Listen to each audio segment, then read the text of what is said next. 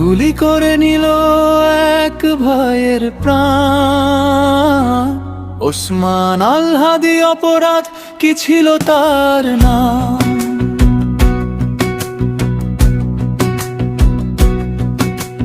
চাঁদাবাজির বিরুদ্ধে সে ছিল অটল। সত্য বলাই কি আজ সবচেয়ে বড় অপরাধ?